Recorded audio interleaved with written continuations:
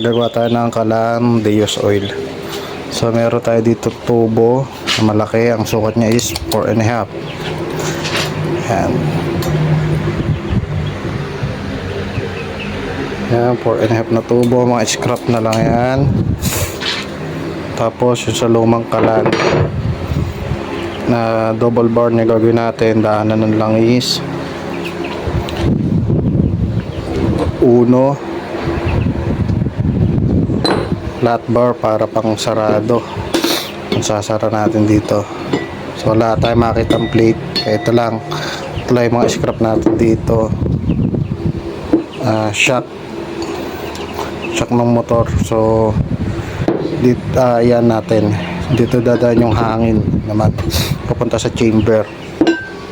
So ito gagawin natin chamber, tangke ng langis. So plancha na makapang sarado.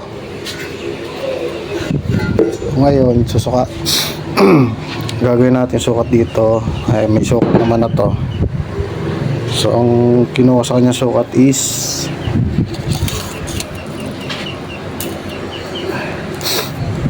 yan, 8.5 sa centimeter. Yan. So puputulin natin yan. Ito.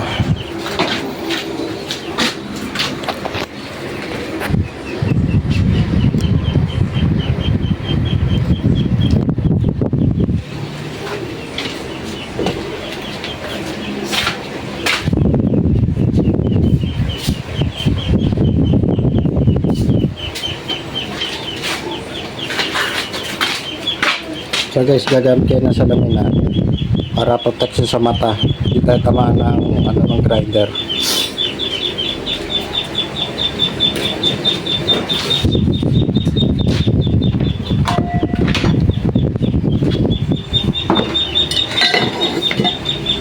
So sa gamit ng grinder, hawak lang mabuti. Tapos sigurado yung masikip to para iwas disgrasya.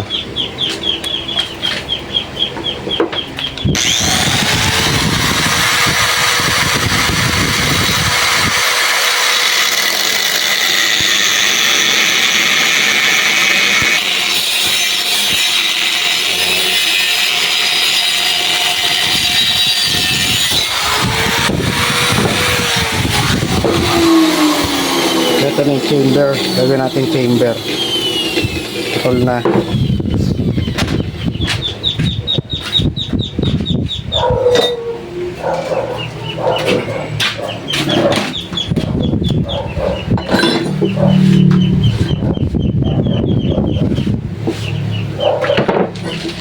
So ngayon naman gagawin natin yung sa burner nya.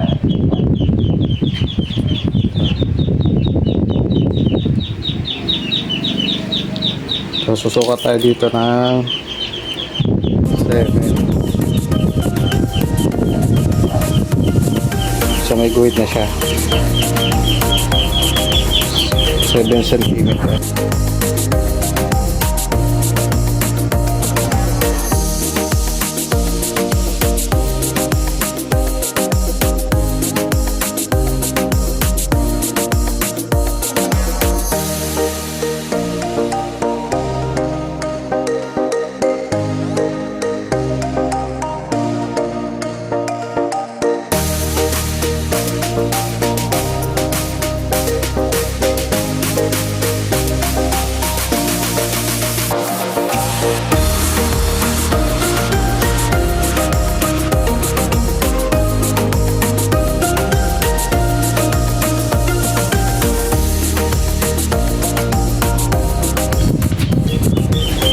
So yun, nasukatan natin pa dito.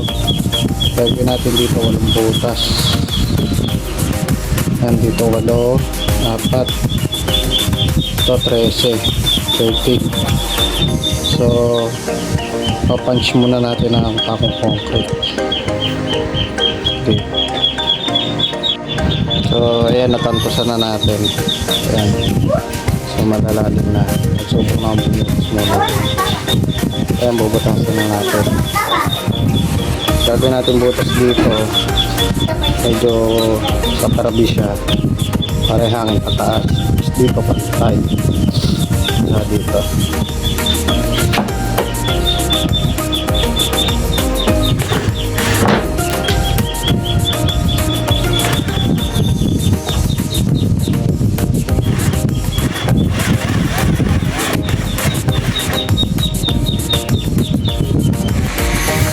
So ayan, dito nga binubutasan na natin. Ayan. So portable ang gamit natin dito. So dito nagpalta na heavy duty. So hindi kinakain ng portable, umiipit. Makikita nyo rin dito sa malaki natin barena, umiipit yung talim. Hindi siya hindi na siya sumusunod sa ikot. So ayan, butasan lang natin ng butasan. Ayan. Sa ibabaw kailangan nakatingala konti yung yung butas para yung hangin. So yung gitna diretso lang, ilalim. So ayan nga, sumasablo yung talim, naiiwan. So dito nabutasan na natin yan. So yung takip naman, meron na ako ditong na ibilog na i-prepare. So ayan, nakita nyo yun, meron na siyang bilog. So tatabasin natin para mailagay doon. Ayan. So ayan, tabasin natin ng pabilog. Linisin natin siya hanggang makorting bilog para pag sinalpak do sa burner, sakto-sakto lang siya. So yun. So dito mga tol, spot muna natin siya. Ayan, silipin natin kung pantay na o goods na. So saka natin po full wet. Ayan, full wet natin. So pagka full wet, gagrinder rin natin para masigurado natin mga tol na wala nang butas o singaw doon sa nilagay natin takip, para yung hangin doon lang sa mga binutas natin lalabas. O dito mga tol, ayan, ginagrinder na natin. So para makita natin kung na full wet siya. So diretso lang tayo sa pag-grinder dyan.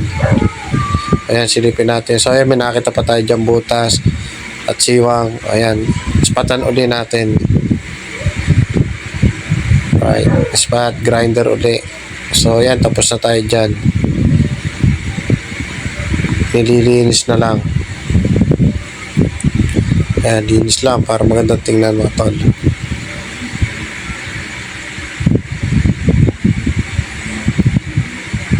So tapos na yan, no? Ganda, oh. So dito ikakabit na natin yung pantakip sa ilalim ng chamber. Kailangan din dito full wet mga tol, para pagkat nalyan natin ng langis, di siya matatapon sa ilalim, di siya kakatas. Kailangan silyado rin niya mga tol. So dito ayan, natapos na natin takpan, ikabit na natin yung burner chamber. So gagamitan lang muna natin mga tol ng blower, air blower yan, no? Wala tayong blower na pang dyan talaga. So dyan makita nyo tol, mga pupulay apoy na may asul konti. So konti lang na ilagay ko dyan langis. So dadagdagan natin, tignan natin sa marami kung ano resulta, kung ano kulay. Ayan, dito mga tol, nalagyan ko na ng maraming langis. So yun, naging asul siya. So kailangan maraming langis para yung apoy niya malakas, maging asul din. Ayan, ganda ng pagkakaano ng apoy, oh. Pagkakagawa din natin ng burner. So first trial lang tayong gumawa niyan mga tol, mga Calandrius oil. Ayan. So dito mga tol, nagawa ko siya ng frame. Hindi ko na na-video kanina kasi biglang bumuhos ang ulan. Ayan, kita nyo, basang-basa. So yan, gamit lang ulit natin hair blower. Tatry naman natin magpakulo ng tubig na mainit. Salang natin. So andun yung tangke. Siguro next na lang natin gawin yung tangke, yung pinaka blower niya. So, o-order pa tayo sa Shopee o Lazada para pandyan talaga. So, ayan, sinala ko na dito yung takore. Tingnan natin, orasan natin, or ilang minuto siya bago kumulo. So, yun yung apoy, kita nyo nga tulo. Yan. Siguro pagka nalagay yung ano dyan, yung tangke ng langis para pag pinatulo, mas lumakas. So, yun dyan mga tol, mga 10 to 15 minutes nakasalang yan. So, makikita nyo, ayan, kumukulo na siya. Ayan, bubuksan ko yung takip. Yan, kumulo na, oh. So, for today video, ayan muna. At kulang-kulang pa tayo ng gamit. So, sa second video, siguro kompleto at tapos na rin tong Kalande use oil natin. So, ayan na.